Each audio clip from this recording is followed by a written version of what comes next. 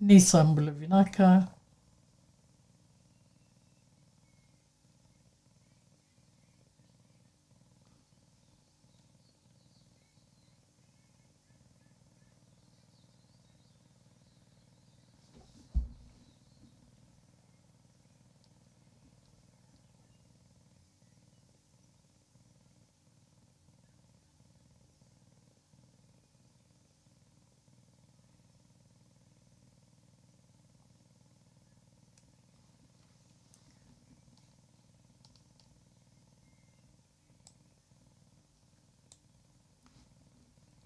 Ni Sambula Vinaka, ni Mata Vinaka mai. O ni wararonga tunga mai ongo e na nonda programo Yalo-i-Viti, Spirit of Fiji, Wakikeli ki andi samanunu, e na vei singa Vaka-Viti ke the sara. Me wani sa mai vei sau na nei tau i tuatua, ongo na ngauna talanga e na dou rongoda kina, e so na veka e na dou wakana nutu kina e viti. E nai kamini koe e na rongoda tukunga na domo i gasini wuli Simeone 700, kauna ke vei wa se tuka e ni e na sona Ulutaga e vei Talanoa tahitiko. Ka ndarongoda sarma da indua na katukatoni o awahe dhora sara, e na vida na ngauna saoti, da na taleva lesu ala nga na Ulutaga, membaleta tukunga na kenda i tukutuku, na o kenda na Matai-Ni-Tamata, mai na nonda vanolo mai ne viti, kanda oka kino kenda na sa mai tuongo e Aotearoa. O nange kuria tuke ni na vei Talanoa ea, e tiko talanga e na katukatoni o ea, na nongo a vosa. Rongo tiu kina na domongu, e na nongo a vosa tiko, e na iwa sota e rua tiko ni sawai dhori tiko na kera ndau kariba ki ani e na YouTube, na podcast, ka wakakina e na wola mata me game e na wola mata e ki tau waka tovo le tiko nangei na embaki vau e nangei waka kotori e sona kere i moi e matau ka mangosa talanga me wae na mbiu e na a Spotify. Ia, nikua, dana rongo tinga na Ulutaga, me baleta na kenda i tukutuku, da rongo dana ndomo i Simeone 700, ka wakakina na ndomogo eau, Elizabeth Samanunu Wangirivala, a wana numa mo mbita mai ndo na wasa nei Professor Unaisi na mbamba, ia koea ananga i ndua tale na Talanoa, au na mbita tale mai kina na niroa Talanoa, na nonra angole mai ki Aotearoa. Ka o ni na reida tiko mea na kia rei tamba tu ki tu tamba wata tu ke na turanga mata, ke viti ki Aotearoa, ko ratu inoke, His Excellency ratu inoke Kumamola. Wararonga tio mai go e na nonda programo, Nanumi-Viti, Yalo-i-Viti, Fiji Memories, e na vea kawini singa Vaka-Viti ni oti mai na au sa mai tauro e au na programo mai na ono ki na vitu me umbolongo vike mnia ni e na sona veka au sa waro takatu membaleta na nonda vosa, na nonda i Tovo, na nonda wana nanu Lewe-i-Viti, nonda maroro e tiko ka maringeta na veka ambaleti kenda, waka mbimbi tiko na nonda vosa. Na nonda vosa, Vaka-Viti. Ni kua e dan rongota na ndomo i gasini wuli Simeone 700, ka o koe e mbaundua veir na ki la winaka na veka ambaleta na i tuatubu ni nonda vosa na kena vewe sau mai, na i wali, na veka wakandindike, wakavuku mbeka rani ndakaya, ni o koe rao tatoka na nona i wola ni wuli torodake na university me ambaleta tiko na veka e ngarawa tiko. Ndau toka ka momona na nona waka madala, me ambaleti kenda. Enda sana ngole sarango, me ndarongo di koe e na nona vosa na ndua diani, me ndarani ilo wale swelanga na veka ambaleti kenda, na kena wawalangi, na nonda identity, na vei Talanoa ni nonda i tuatua, na me vai kai toka e na nona wa matala, na nonda wakatu, na veika Vaka-Vanua, na veika Vaka-Yalo, se spirituality, me waka e duana i tuatua e wari tati o mokoe, na nonda ndou waroko-roko. Ia enda ke lei tani tukino o Keda. Na nona waso toko koe na veika waka spirituality ke e sengani kai o koe ni ongo na indavandavu ni ka wakalotu ange kau ia ni vei Keda ni oti mai na kena wakandavori na veindindina ti kei pertani ongo se tiko e na taundaku ni veindindina ti oea da dau ke lae na ngau nei liu na veindindina ti e na ndaku ni kuila. Dau tuku ditu io endina mbeka ni tu e sona i wakarau a wahedori tu e na ngau nei a and then do wakamera e so e reidi kenda sumbukina. I senga e tiko talanga na ka enda reirevi naka kina, enda tuwa naka tu o Keda, o ira na tukanda Vaka-Viti. Ia sona Vanua menda i lope ani, e senga ni kena i mbale ni ana ngauna ni mbutuputo o senga, e tiko na Keda i Talanoa. Me vana e mbakingo na rono ndolu rosa nga vulkarua, sa mai tau e wiki na Tovo na UNESCO International Decade of Indigenous Language. Karto sa bandonu e mai na United Nations General Assembly sa wakakotori mai kia na kena i kotokoto, na dhava me na dhaka, me rani i bueti dhake kina, na nonda vosa, na nonda i waka o Keda, ke na veka hambaleti Keda, na Matai-Ni-Tamata, e na nduiwa i Vanua e vura-vura. Wili tikino Keda na Lewe Vanua Dina e Viti, sena Indigenous Fijians of Fiji. Tasana rongo tasara na ndomoi gasnivuli Simeone 700. Isa nongu Vanua ko Viti. Anda sana ngola sarango mendo rongo na ndomoi gasnivuli Simeone 700.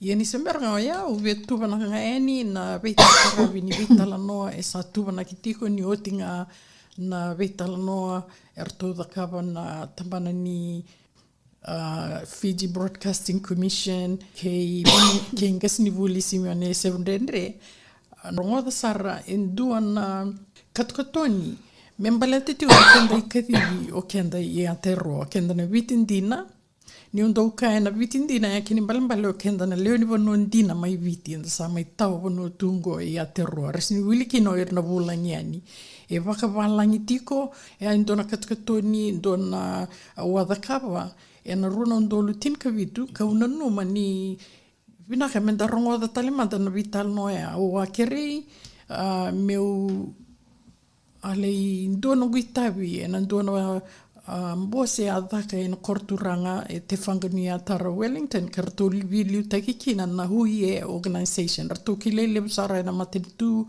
e rato non-profit organisation e nonra na tangata whenua. Ratonga vai lova tiko e sona veika me mbaleta na Stats New Zealand. Na veika mbaleti Keda na sa mai tau Vanua tungo i Aotearoa ka wakakina o ira na tangata whenua Māori na nonra i tuwa ka tau beauty hua e na Stats New Zealand.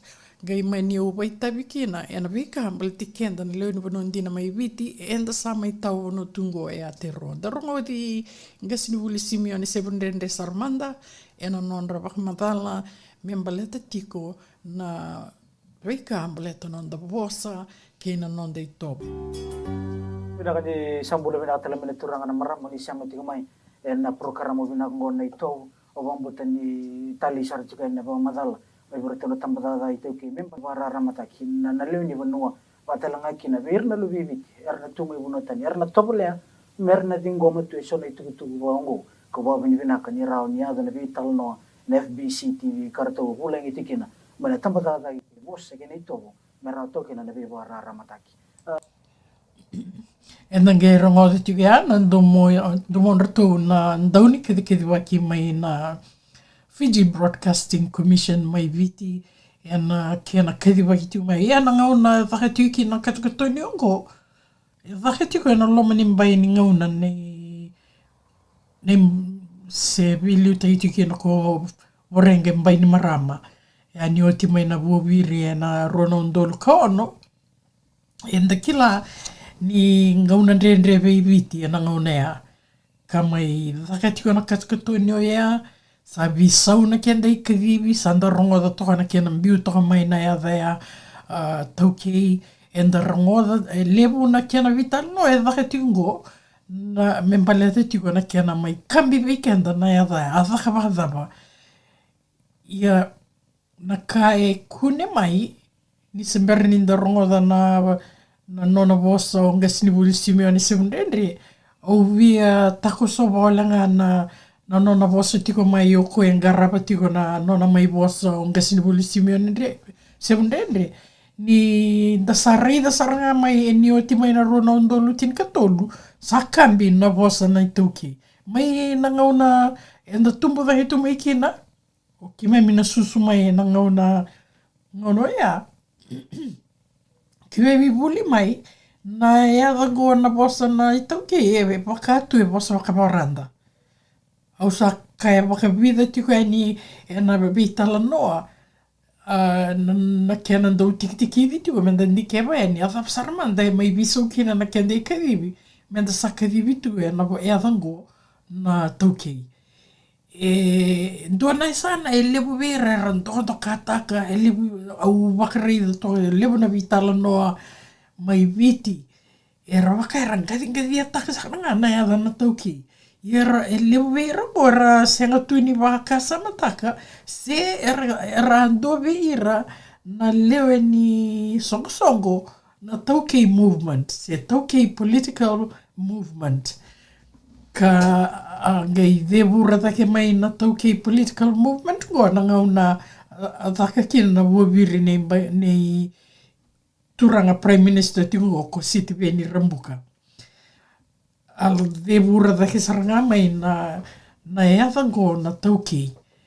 Ia e nange mai sota tale ke na eavango e na rona undolu tinkatolu e na nona oti mai nona waviri o mbaini marama e na rona undolu ka ono, mai visau na kende Kacivi, rakauta laivi na eada na Fijian mai weekenda, na Matai-Ni-Tamata mai viti, ka soli raramba, vei rekeve, o vinga e tui viti. Rosang vulne mai kina nonra tau moi da toka mai na vivisau ngo, sange mei dhake na vindingi e na rona undolu rosang ka rua. Ka wini kina ko turanga prime minister tiko ngo, City Veni linga mamanda Rambuka, ka mai dua kina na matentu dhoko vata, kartou dhidi tiko e nangau nango. Na Sodelpa, na National Federation Party, kina nona songsongo, se nona political party na turanga prime minister tiko ngo, na People's Alliance, PAP. Ia, me da ngoma toka na ea dhaya na kena mai visau na taukei, na kena sa mai wakambiri weekenda. E na kaenda taronga, o dhei saramanda, nona wanananu me mai kambi weekenda na ea dhango na taukei, o dhei a wakabuna. Ea, au na ngai kuri etu e nina Talanoa, e na ngauna mada saratu mai ngo una I lova tale tu keni kena menda sikova le stale manda na kena mai wakambiri weekenda na yada na tuki ko ira ngadi ataka randodo kataka era sinkila ni sema saratu nga na ndua na tuki political movement adaba na kena I mbale oya ia darwa sarmanda na ikuri ni bosa ni kasni vuli Simeone Sevundendre. Varoronga tiu mai go e na nonda programa. Ni wasota.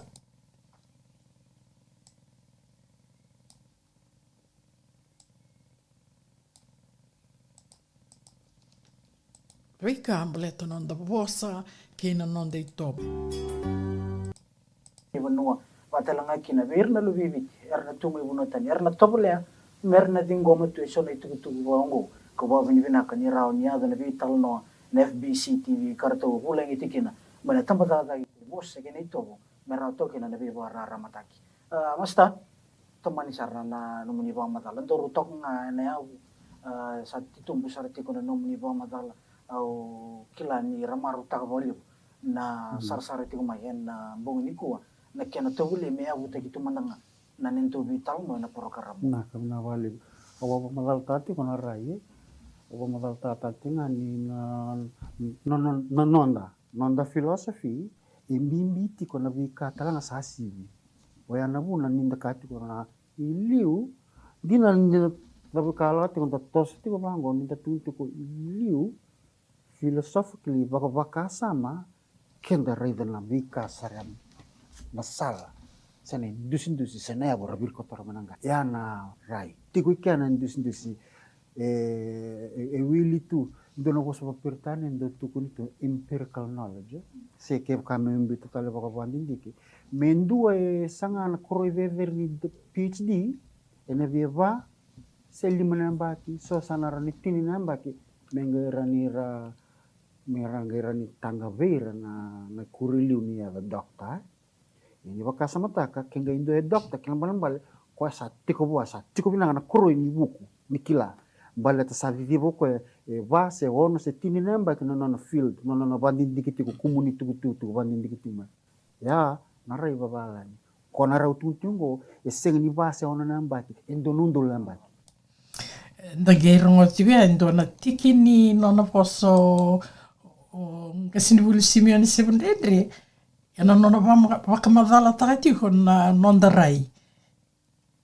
ke wakanda iloba na vika e kaemai waka tutu watatako koya na nonra rai uira ra lei waka otia na nonra wuli se na nonra doctorate e taure vas tolu se vana mbaki me rote kina na nonra roata nonra koroi ni bunuai ya indona rai ya non rai na rai e rauni ndaka wakawalangi beka batini taka kina na wuli dayani na beka wakavuku sange wakatoto watataka na nonda rai o kenda na viti o kenda na Matai-Ni-Tamata e viti ni taura indona loma ni mbai ni indona undolu membuni vikina no nonda rai taronga tana na keni kuri non va madala Jawa tali veo na veka univari takani ubandamit mendu sanga na koroi vever ni PhD ene viva seli manambaki so sana rani tini nambaki mengerani ra merangirani tanga vera na kuriliu ni ya dokta ini baka samataka kenga indo dokta kena balambal kwa sa tiko bina na koroi ni buku nikila bala ta sa vivo ko va se ono se tini namba ke no field no bandin dikiti ko community tu bandin dikiti ma ya narai babalani ko nara utuntungo seng ni va se ono namba ke endo nundo namba asa oso jawa tali veo na veka univari takani ubandamit tok nango baka samatak na kena bangata gina bosa na liu na muri kena balimbal era vina kata na nondang kasi nangona era ya butakina na veo sa ikungo maybe kenda na sambula mana tambang onungo menda kuwa bondo ni wale dam anonda ya menda kuni ngule daba sor na kaya sama kawa sayang mengule dabi itingana ka mengule dabi itinga sona wuli ko vitori tu men lomoni tamba vitu batana ndona koya ko bostuki kona matana takila lain na daba so dito esinyu koya ukati kona waka sama the rational philosophy sabi da batana ndona mbaki nonra boka tobo bole menangga sana tumbunda nonra Bula boli saranga lia di mai lia di saranga imbulia na Tovo na vosa eso me besuka me marro ya na rai me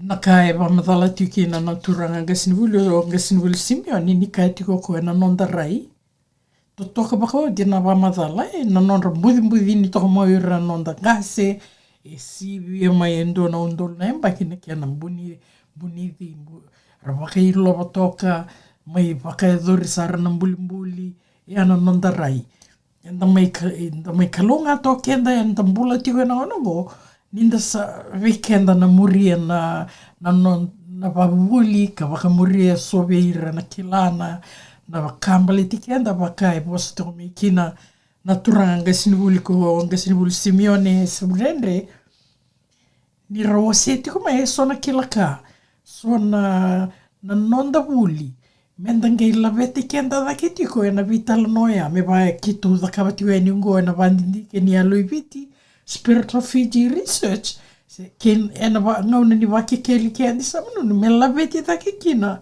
na kenda itutuku me rau ninda wuli tiko kina me kakuniali e na ndona ngauna mai muri e na rau niali na kenda i Talanoa ia na viva buli de Vaka-Viti ko mai na turanga gasini wuli ko Simeone Sevendrendre e vu ke kenda menda vu eta vake te tuku kina na itukutuku me vai tuku no toka na nonda rai Vaka-Viti na nonda rai roninda kaya na nonda vura Vaka-Viti na nonda rai Vaka-Viti nonda i Tovo Vaka-Viti au numa pina menda tingo masar tonga ni tukuni e na ngauna mai wakaetori kina na vuobiri nei mbani marama mai wakatambu itu o kenda menda Kacivi kenda e na nonda menda kai ninda kai-Viti baletin sa tukuni sa raramba e senga na ngauna ndambi kina na vendindina ti kai-Viti ki pertania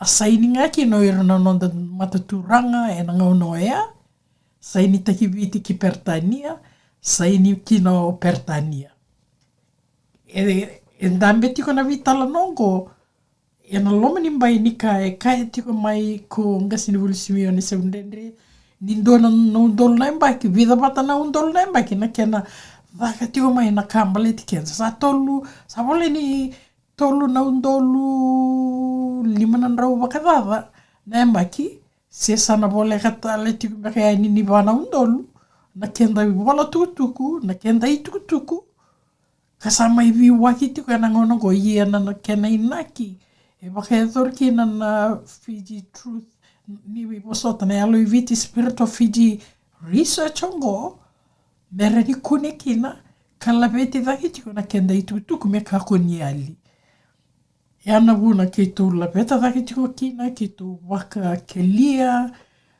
kena wasa wawalangi curate e so na veika e wasei mai me kakoni ali na kenda i vola tukutuku. Dana le suba na rai, nonda rai, me vai tuku na toka na turanga kasini wuli, Simeone Sevendrendre, na rai ki liu, na rai ki muri. Na liu watiki na muri. Weekenda e na nonda i tuatua Vaka-Viti, na nonda vura Vaka-Viti, se na nonda rai Vaka-Viti, nonda kilaka Vaka-Viti, na liu, oira na sa liu mai weekenda, oira na tukanda Vaka-Vida. Na muri, oira rangai muri mai, oira na luvenda, na makumbunda, e watiko ya, e visautiko na nonda i warau ni reida, na liu kei na muri. Ta kore sarmanda na nona, na rongoda na nona bosa. Suka, me maroro na rai. Menga ya dona ngono me indus tiko sa dus vira balata ena marroi ira ena marroi kenda na ngele batanga ngo sengele batanga rasendonio mai na singa batanga na uda batanga na nraki batanga era bula sautu kina senga ni rabo bula boi lavo era sautu dundi tiko na sautu ke nei lavo na kage gai ka bo tiko ngango na nondambula ko katiwa na nonda rai oke anda ke baka me umbite baka Matai-Ni sembera ni tau yabu na nonda university mbeka mai Europe mera wuli torodake na nonda tau kila sa o ngase rautu sa bie ronu ndola mbaki na kena ngase toka keni Dina na soko wasa mai na Vanua sembera ni lia tamata karesto na kila me tuvano anga taina anga menge reida na Matai-Ni rongoda na ua menge tuva na kosi menge vonga menge yado mai vi sember nindo na kau tamate buru sa da kaba e vortati ngona engase na kila ba satti bu anga sarti nirenge mi Vanua sarangai mai reida erangai mai bulida era fisema ti vio kani vola ka kene yumbula weekenda la ngatalani uba benar na boni kuah minda vita lo tatalana rai Vaka-Viti nu ke baka menda raida baka bambauta baka resto na waitui kinangele ka rawambuli tauman sarara manapun sa bundi ta kemena Vanua salure na wait na non rasoko wasting mena tukanda waitingo era donga atiko era mai tau Yalo-i-Viti era mai taranangele ya ke kamen da rede tinga na rei baka ya baka bot baka Kristo ini volata bitu kunikine elutu rau na bunda oibi ki atam elutu nga orau seng ni lutu na mana sosok ni vimbuli tiko na waiti kinangele na Vanua kwanda katingo Vanua esetiko ya na buna ke bukan tatarong ara ko tumai bina rair na kasong baleta ni rasili mara kanier kilietiko rambuletiko ena mana sosoko ni vimbuli bonange seva na wiki na Vanua wala mikina na bimatanga lirewango erat dikini rambuli na hukuni tukata toka bakawati na tikina ibamatala tikino ngasini buli simione seundre baleta na oitui kina Vanua kina kena wakasotari na rai e mola itu e na i mola tambu. Me vai ni o kenda sama i vingoma na lotu wa Kristo e na ngauna a soli kina koviti ki pertania. E ndua na rai to toka saranga i mbita toka mo koea na ngauna mai lutu kina e na i mola tambu na ngauna lutu kina o rau na bonda. O rau ngā rau lutu. E sini lutu na ngele, sini lutu na wai. E ndua na rai to toka saranga o wambauta. E pina menda vingoma pina kasartoka na rai o ya. Wala mikina na bimatanga lirewango erat dikini rambuli na hukuni tukata sosoko maltorongan ko roa o kenda na tamata volta kan na gehuti tikuni ka rambuli go au boka bio kan itaga tikia maniso e batoronga ara wala merrewango balata e na biboka dala isona ko sa bala ni boka na primitive seng na primitive nangele batanga lutunga na tamata ungele ya Bula wunikau uziwai waiti na mana sosoko ni vimbuli setukina na rarama oya na puna mbasi miki na sona rei bango ni kitu rei le sitiko e bakandi takatinga wikito na buru-buru baka ala rareve tunangase era tumbale takatura siko batu nonda lumu-lumu tu ni viu vindalo vitite ko era dengu ko era mikina menda tumbo mo sikina nambungi kuwa ena buku ni sonarai la kamasta ida buta saka chukuno ani aga buta bula sautu kembali ni sema tibe na rai Vaka-Viti ni pamoral takatiko nonda rai nangasi ena girawati na bengo no pinaka sinangono sautu kepkanta Vaka takatali no sala mentali ando va market tu men namangasi don Tara basta no namani va madala chu au virka Totoka na non rato vital no toko rato na le tolu na dhuru ongo e na rato na turanga ongo ni wasota sa dhuru se sini wawati rato na turanga rato vital no tangatongo na kenda i tuktuku na non rayo ir na ndagase me vai tuku na toko onga sini buli simoni se undende na rai Vaka-Viti na kena amai tāna wanga, na nonra tubanaka, na imbuli-mbuli ni wanga, meranga i soko mai kina. E athawa ya, e asembera ni dhaka tu na university kuara dhaka university tu e na vei Vanua mai Europe, sa kai toko ngono ngasini buli. Sa oir nondanga si sartawanga, sartubanaka toka na nonra i warau ni tawanga, era sokota mai na wasa-wasa balau mertako so mai ya beira na lahu mai balte ni do talenai Talanoa baletiki anda tukuni ni soa setunga eviti ka rawaka iti go na tako labo ando nei Talanoa auna ngeindike ba na mbakivo balete ni Talanoa rongo binaka ia beira tukuni taltinga ni elima na ua ni lako Allahu mai viti. Koe na 5 na ua ni lau mai viti se 5 na ua, 5 na waves 5 waves of migration i viti. Koe tukuna toko ngasini buli simione ke ura ni wakuria walangana kaya toka. Na nonra ni sobeir nonta ngasi ara soko mai ena wangoea. Na nonra rawa ni soko tamai na wasa-wasa lele wongo e rawa wadaba ni ras endaka ni ndo tukuni tu na nyokenda da sinivuli. Ia rawa tabata waru non kasi. Mera tako sumai na wasa ratana non rawanga. Tiko beira na kilaka. Ea na non da kilaka Vaka-Viti. Koe tuhuna toka mai na turanga sinivuli ngo. Kera na lau turanga. Era tau vi Talanoa takitiko ka waruta tiko mai na wala tutu ea na Fiji Broadcasting Commission. Da kuria sarmanda na i Talanoa ke na whakamatala e whakaidori tiko mai o ea. Don. Aotearoa basta noa namani wa madala tu. Au virka ka takamandanga na bosa wa pertani o ni da uteli. Ni unge rida ersembula mena no manga sisianga na pena pepo me toga ikeda kina na vikaongo. Kona vika kona na bosa wa pertani o ni da utani. There's no memory. There's no culture. Kembali orongot bukan nang taka miadu tu men. Di baka sama taka na memory na nonra le na yang na rai.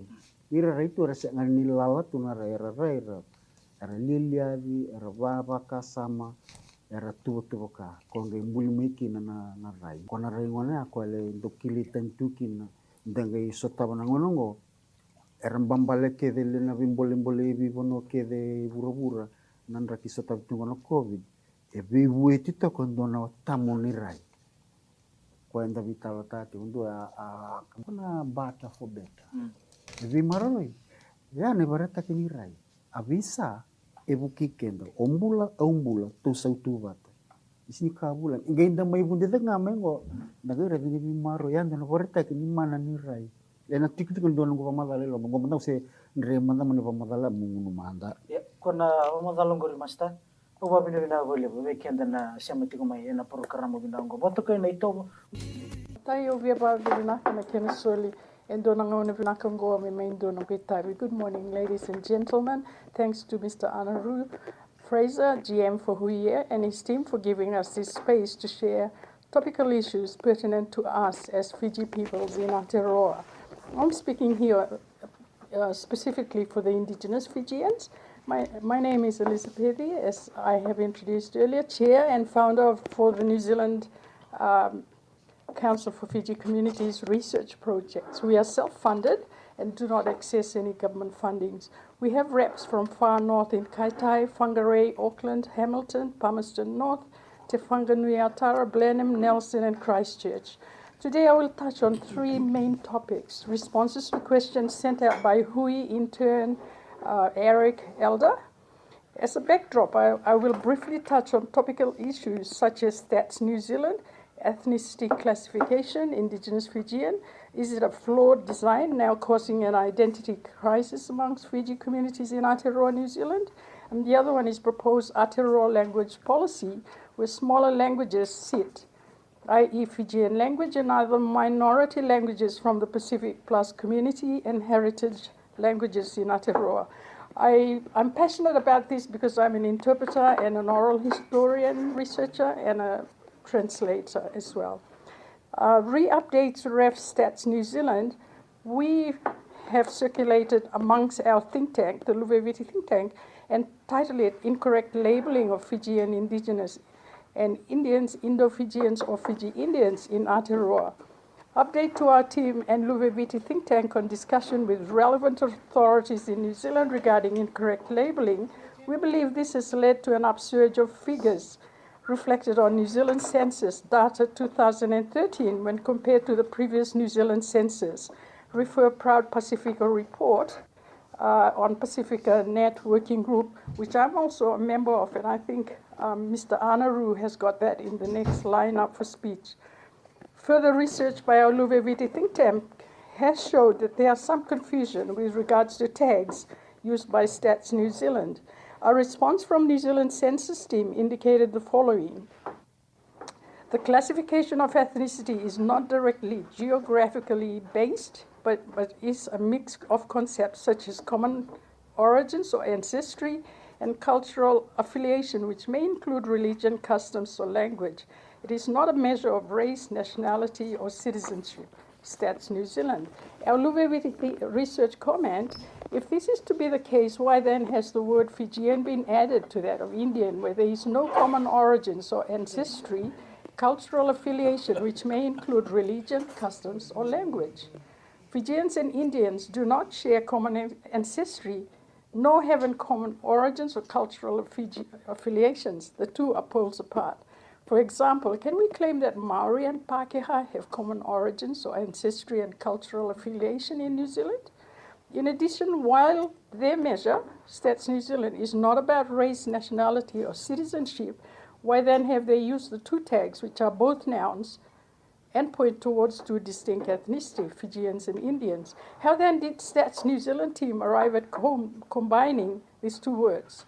Our customs and language are very different, and so does our religion. Our concluding comments on that, it's important to get it right for those responsible in designing these details, because this ultimately impacts policy implemented, as in this instance, the New Zealand Census data and ethnicity classification. It has a lot of bearings on us as Fijian indigenous peoples in Aotearoa. Are we caught between policies in Aotearoa, New Zealand, and that of Fiji? What about those designing these policies in Aotearoa, New Zealand? Is he or she aligned in any way? In our observation, the New Zealand survey and marketing companies seem to have a big input in these designs and implementation. We firmly think the injustices of policies in Fiji post-2006 coup through to changes of who we are as the Fijian race as per the 2013 Constitution to today, it must not have a flow-on effect to Aotearoa and alter or redefine our identity as Indigenous Fijians in Aotearoa. There has been development to this end. A team of 4 or 5 people from Stat New Zealand called me for a telephone conference last Wednesday, 13th September. The summation to that, in my view, I was just bulldozed by this team of so-called experts who were adamant that their design for ethnicity classification for us in Aotearoa remains. We have since requested another meeting with CEO for Stats New Zealand. We are waiting a reply on this. A comment from the Pacific, one of the Pacific directors and GM for vulnerable children, who came back saying, Bula vinaka Elizabeth, you raised valid concerns and not a new one. I wonder whether this is something that could be considered by MPP if it isn't already. It would be ideal to have an updated position for government on this important matter. I've raised this with MPP before, who were guided by Stats definition, but I think it's a matter that needs revisiting. I've CC'd Catherine, Deputy CE, and the Policy Manager for MPP for their consideration and advice. So that's the input from one of the seniors in government that looks after Pacific interests. And the answers to Eric's from Hui, we compiled a sample of, he wanted a sample of community sector thoughts and feelings regarding the 2017 election. Eric was interested in what New Zealand Council of Fiji Communities might have to say about the election, whether this is a form of an official manifesto, email, etc. He wanted to hear what 2017 election means to our organization. So, in response to Eric's email, we copied all our groups and put it out on our website. And we answered as follows. These are his questions. What are the most important issues for you, for your community? And we mentioned the racial identity crisis in view of policy changes that is impacting from Fiji and having a flow-on effect in New Zealand. And I think I don't need to go further into that. The only part that I really would like to draw on that in the growth of Fijians in New Zealand, which is now confused, has increased by 47%. And we used to be one of the last. Now we're sort of next to Samoan, so we don't know where the figures are coming in from, and we think it's the design. Then we looked at our language as well. Our languages has dropped to 43% in New Zealand that can fluently speak the language. I was given funding by Ministry of Culture and Heritage to do oral history interviews on our Indigenous in Wellington. And I found that 35 years below can't even hold a 3-hour interview in their mother tongue. So that's a worry for me and for our languages. And home ownership, Fijians, as part of the Pacific percentage, collectively falls within 18.5% when compared to Maori, 28.2%, Asian, 34.8%, European, 56.8%. So we fall within the lower bracket of owning homes. Health and well-being in New Zealand, Fijians as part of the Pacific families identifies with several issues ranging from obesity, financial and psychological stresses affected noted in 2016 Families and Whanau Status Report across 6 strategies of family types from single mom to 2 couples. Life expectancy is lower in New Zealand for Pacific people, Fijians included. Women 78.7 years, men 74.5, when compared with 83.2 years women, 79.5 men in total for New Zealand population. 66.7% Pacific adults 15 years and over are obese. Fijians are part of this story. Pacific children are also likely to be obese compared to other kids. Household overcrowding and hospital admission. 45% of Pacific kids 0 to 16 years are subject to overcrowding. This includes Fijians in New Zealand as well.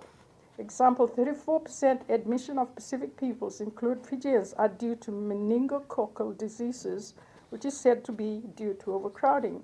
Pacific education, Fijians as part of the overall Pacific segment based on current national standards rate 65%, reading 60%, writing 62%. Mathematics is estimated to fall below the 2017 Pacifica Education Plan, which had targeted 85%. The stats are not broken down, and so it's unclear what the actual percentage of these ratings are Fijians. The figures for all of the above has been lifted from the Pacific peoples in New Zealand. How has the government worked on their own with your organization to address these problems? That's the question Eric asked. The answer was initiative by various government agencies are being rolled out. For example, MSD organized national events inviting Pacific leaders of organizations in 3 specific locations in 2016-2017. This then has translated to community-led groups within their major cities, i.e. Wellington Central, to meet monthly and discuss topical issues being faced by various groups. I participate in that, and we're currently looking at Pacific kids being admitted in Wellington Hospital, and there are other task groups looking at other issues as well. While this is a start, there are some factors that ought to be streamlined so that these groups do not end up validating a specific group of individuals that may find favor in accessing funds while others do not. This is a gray area and ought to be monitored closely. For the Fiji communities in New Zealand, the identity crisis becomes a barrier. There are elements of those who hold key functions in government that are influential in policy issues, which ultimately impacts on the wider Fiji communities. Where have they failed to address the problems? The clique club syndrome becomes a barrier. As noted earlier, the flow-on effect of what policies are being implemented in Fiji affects us here in New Zealand to a degree, in particular the identity crisis. Division amongst Fiji communities in New Zealand reflects this. The system in New Zealand seems to favor those with bigger money, bargaining power, than the everyday Joe Block down the road. What issues are most important to you in the upcoming election? Education, health, immigration, employment, economics, entrepreneurs, reduce homelessness, focus on SDGs. And what do you hope to see from those running for office and eventually the new government? To be transparent with voters and not just false promises just to win votes. Government that are people-orientated. The above are just some of the points I think might be of interest to you that I have picked from our community in Aotearoa. And last and not the least, in our summation, we found that the surveys and marketing companies in New Zealand drive policy.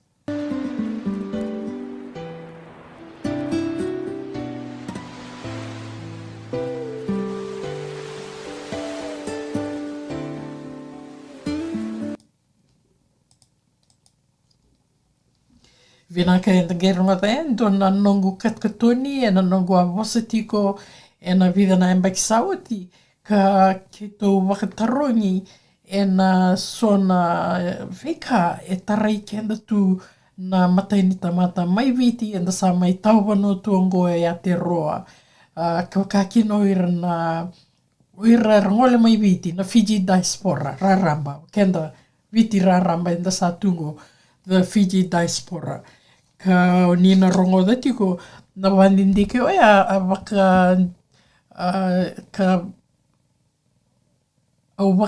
ki tō waka i loa, ki tōna tambana ni Lewe-Viti research. E na ngonea, ki tō waka ndike wai ani, na Stats New Zealand census. Hea na lomani mai ni census mai na ronondolu tinika tolu, me kauta mai ki na census e Tarawa. Ka ngai kune tua ki na ko wilinga tika mai ki na e sona ai tutuko ea. Ia ninda kauta mai e na ronondolu rosabul kalima me au atoka e na ndua na Talanoa me mbaleta tika na census. Rato kadiwa na webinar o ea na community research. Rato Ulutaga na ke na wakaedori e ndua na Talanoa se na kena pakandikevi ni sa mai kainaki tingoa ni sa na senga sara ni wakaedori na census kando wakaedori tu mai na ngauna sa oti e na census e Tarawango sa na wakalailai taki sombu sa senga soti ni balete kainaki ni ndona i lavo wakaita mera e wakaangataki e na census. Ea i ndona ka e lorei mai. Sa mai moive kina na i warau ni kena ndikevi na census. Au na ngei wasa e na tikina ea e na ndua tale na nongu wasa mai muri i e na ngonango. Ke wakaenda i loa na katukatoi ni a waezoria ke na wakandindiki. Ni da kauta mai na ronondolu rosabul kalima sa ndambe i viti na maten Tovo. Na maten tu se ndambe mai na undolu rosabul karua. Na maten tu toko watane i Prime Minister City Veni Rambuka. Kerto na timi mai na Sodelpa watake National Federation Party nei Biman Prasad. O Sodelpa liutaga tiko ko Bill Ngavoka watake na kena iliu ko se presidenti ni Sodelpa na turanga minister ko Aseri Ranronro. Inda i loba tiko e sona Talanoa e rutiko mai e na ngaunango e na ronondolu rosabul kalima. Me baleta na kenda i Kacivi se senga tiko ngani visau na e abu ni wakabule o a ronondolu tinika tolu. Ka mai kola taki leiwi ki na kenda i Kacivi a se tukuni tu mai e ni oti mai na tinika walu vitsabul ka wā ka stampa taki ki na ninda ki leitunga o kenda na Matai-Ni-Tamata mai viti as Fijians. Ronondolu tinika tolu visau taki na ea vea sa soli veira na kena wo ni so veira na ngone mai viti er ngendo tu daki korwuli mera tu no e au ngone ni viti sa tu ni veira o sin kai viti oi ko na dam toki o e au kai viti ko sarvos ko na India whakatalanga weekenda i ke i Aotearoa e na ndona ngauna a whaka ndona Fiji Day arale wakatasosu ara meke na nonda ngone bita tungana mpak singi o tingo whaka mai te papa e umbule i tukina ki tole sarsara tu sarvarau tika busartunga na meke nonda ngone mera meke sa ubu tueni nandavui sarto ubu ndavui tueni ngona ka India urna India mai viti ia weekenda enda kila ana nonda i Tovo Vaka-Viti ia ubu nga nandavui nindu e mate ia na kairao ninda kaya sa lako sartunga ike sa vidonga sartunga ike e ruana two different cultures. Kana was wawalangi raninda kaya. When the conch is being blown, sounded in the indigenous Fijian heritage culture, that's sign of death. A high chief has died. Then in in the Fiji Indian context, I'm not sure how they view that, but on this particular day in Te Papa, younger children were getting ready to do their meke performance, indigenous Fijian meke performance, and then in comes the Indians who's got heritage in Fiji, blowing the conch shell for whatever reason. Those who are from within the Fijian context, the indigenous Fijian context, we were shocked, we were alarmed that the two cultures coming together are conflicting in their own positions. One is blowing conch shells for their own, because that's their way they do the conch shells, or however they want to interpret that, because I don't know.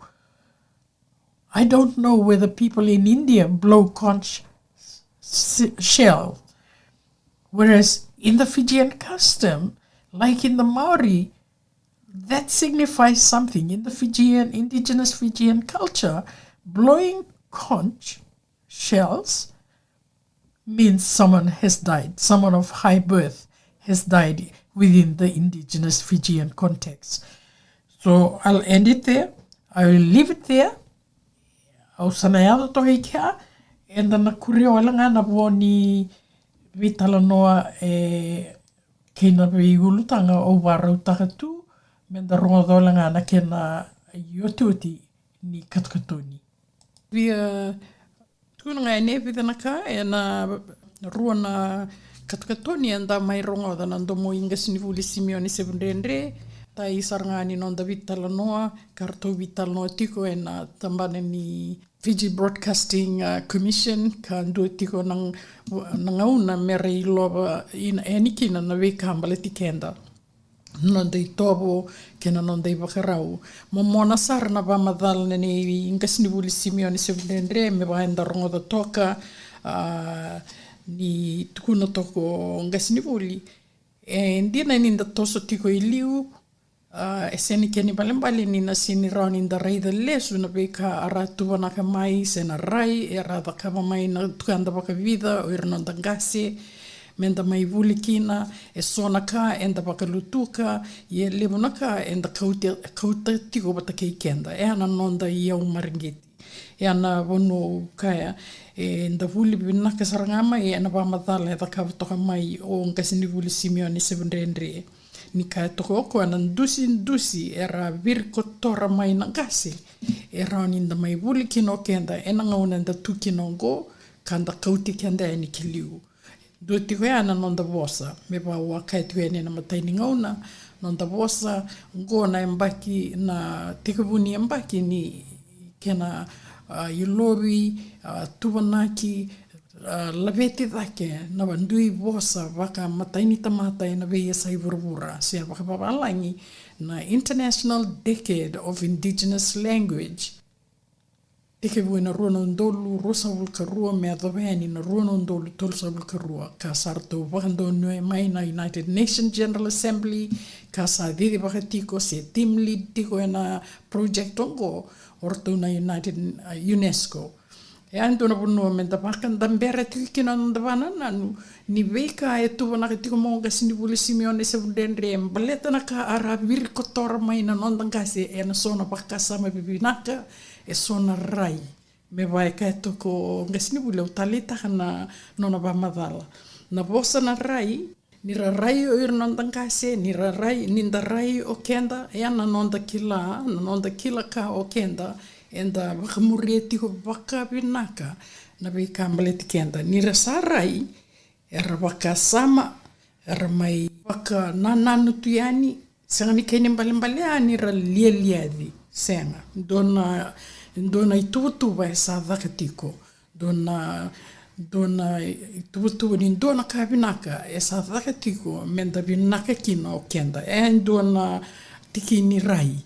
Au wambauta na vosa au na viekau to mandanga o eau e na singini koe na nona pamadala na vosa na rai. Kei na non randusi o irangase e ra virko tora mai o ira na nonda gase o na tukanda Vaka-Viti menda mai vinaka o kenda menda mai roni ndakaya ni tiko na nonda kilaka se wakawalangi tiko na nonda indigenous Fijian knowledge ya ndona tikena lele wala sarau via oseani weekenda nei karua walanga na nongu katona na vosa koninge rongo tia ni vosota ni wawalangi tiko ona ge toka lema wakande o taka o Vaka-Viti vandike ya kito Vaka-Viti Lewe-Viti research team ka kito I lowe ni na veka e ado tiko weekenda I Aotearoa na kenda I Kacivi na kena sama I waka e Vilaroi kito ngai wakanda wora indona indamdambe mereni tukuni kina vera to na lewa tiko mai se or na designing team e na veka e na tambana ni statistics New Zealand mera tau I loa e sona I tuba era tau sa tuba na tiko mai ka sanga ni baka e rongo tondonu tiko e ambeka ngana ka una via tukuna e ani ona ge kuria na vei ka ambaleta na nonda tuktuku e ambaleta na kenda nonda identity na nonda wakatu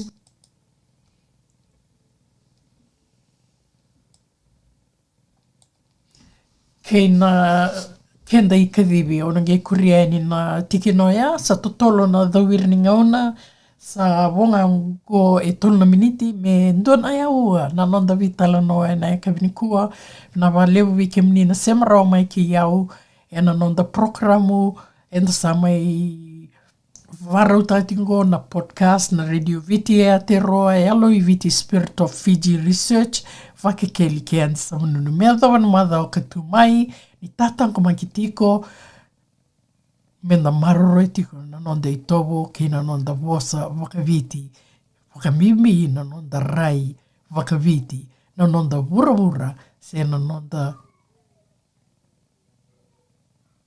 maroroya na vika e rasulia mai wakailoloma weekenda o ira na tukanda Vaka-Viti ni teimode tokamanda